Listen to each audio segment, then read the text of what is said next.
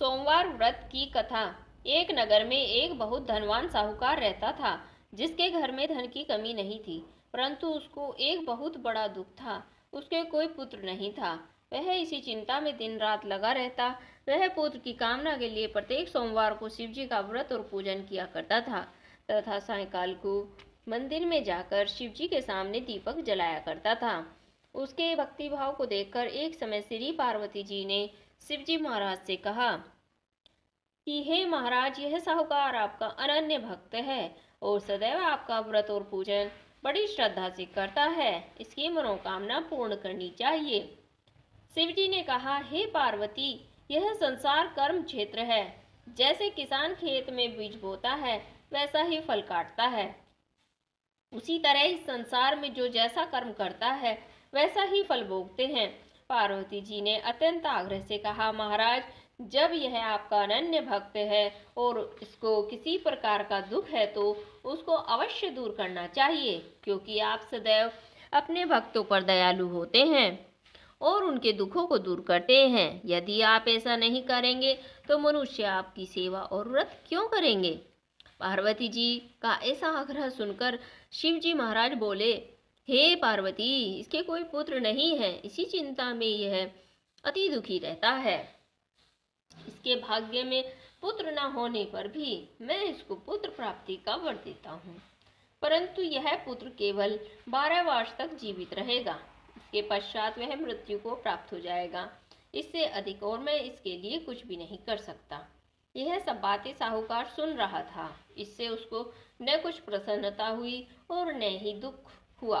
वह पहले जैसा ही शिवजी महाराज का व्रत और पूजन करता रहा। कुछ काल व्यतीत हो जाने पर साहूकार की स्त्री गर्भवती हुई और 10वें महीने में उसके गर्भ से अति सुंदर पुत्र की प्राप्ति हुई।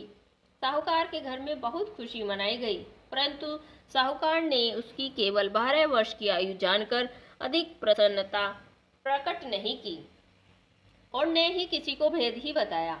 जब वह बालक 11 वर्ष का हो गया और उस बालक की माता ने उसके पिता से विवाह आदि के लिए कहा, तो वह साहूकार कहने लगा कि अभी मैं इसका विवाह नहीं करूंगा, अपने पुत्र को काशी जी पढ़ने के लिए भेजूंगा।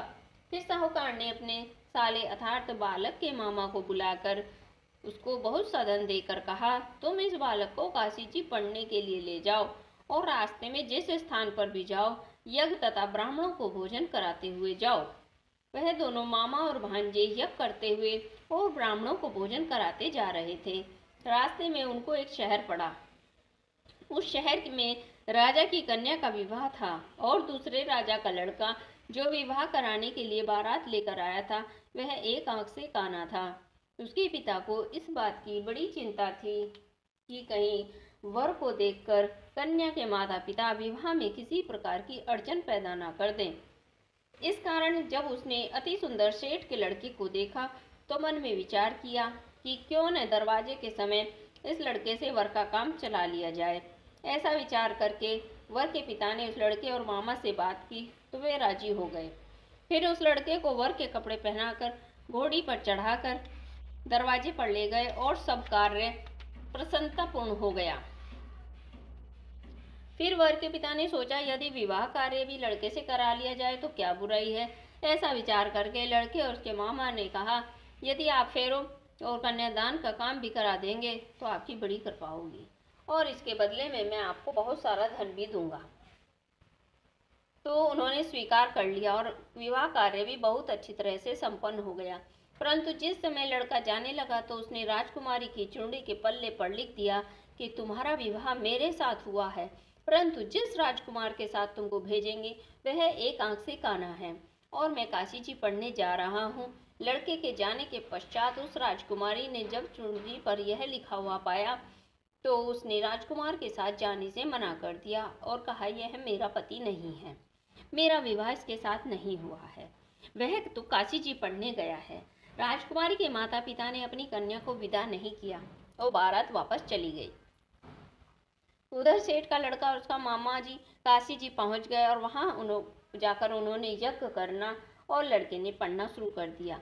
जब लड़के की आयु 12 वर्ष की हो गई, उस दिन उन्होंने यज्ञ रचा रखा था लड़के ने अपने मामा से कहा, मामा जी, आज मेरी कुछ तबीयत ठीक नहीं है। मामा ने कहा, अंदर जाकर सो जाओ। लड़का अंदर जाकर सो गया और थोड़ी देर में उसके प्राण निकल गए। उसने सोचा कि अगर मैं अभी रोना पीटना मचा दूंगा तो यज्ञ कार्य अधूरा रह जाएगा। अतः उसने जल्दी से यज्ञ का कार्य समाप्त कर ब्राह्मणों के जाने के बाद रोना पीटना आरंभ कर दिया। संयोगवश उसी समय से पार्वती जी उधर से गुजर रहे थे। जब उन्होंने जोर जोर से रोने की आवाज़ सुनी तो पार्वती जी ने कहा, महाराज, कोई दुखिया रो रहा है, इसके कष्ट को दूर कर दीजिए। जब शिव और पार्वती ने पास जाकर देखा तो वहाँ एक लड़का मुर्दा पड़ा था। पार्वती जी कहने लगी, महाराज, यह तो उसी सेठ का लड़का है जो आपके वरदान से हुआ था। शिव जी कहने लगे, हे पार्वती, इसकी इतनी ही आयु थी, यह भोग चुका है। तब पार्वती जी ने कहा, हे महाराज, इस बालक को और आयु दो, नहीं तो इसके माता पिता तड़प तड़प कर मर जाएंगे। पार्वती जी के बार बार आग्रह करने पर शिव जी ने उनको जीवन वरदान दिया और शिव जी महाराज की कृपा से लड़का जीवित हो गया। शिव जी और पार्वती कैलाश को चले गए। तब वह लड़का अपना मामा और उसी प्रकार यज्ञ करते हुए ब्राह्मणों को भोजन कराते हुए घर की ओर चल पड़े। रास्ते में उसी शहर में आए जहां उसका विवाह हुआ था। वहां पर आकर उन्होंने यज्ञ आरंभ कर दिया तो उस लड़के के ससुर ने उसको पहचान लिया और अपने महल में ले जाकर बड़ी खातिर के साथ बहुत से दास दासियों सहित आदरपूर्वक लड़की और जमाई को विदा किया। जब वह अपने शहर के निकट आए तो मामा ने कहा, मैं पहले तुम्हारे घर जाकर खबर कर देता हूँ।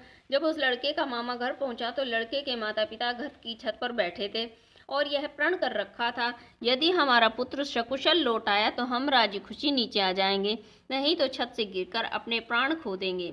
इतने में उस लड़के के मामा ने आकर यह समाचार दिया, आपका पुत्र आ गया है। उनको विश्वास नहीं आया। तब उसके मामा ने शपथ पूर्वक कहा कि आपका पुत्र अपनी स्त्री के साथ बहुत सारा धन लेकर आया है। तो सेठ ने आनंद के साथ उसका स्वागत किया और बड़ी प्रसन्नता के साथ रहने लगे। इसी प्रकार से जो कोई भी सोमवार के व्रत को धारण करता है अथवा इस कथा को पढ़ता है या सुनता है, उसकी समस्त मनोकामनाएं पूर्ण हो जाती हैं। बोलो शिव पार्वती महाराज की जय हो।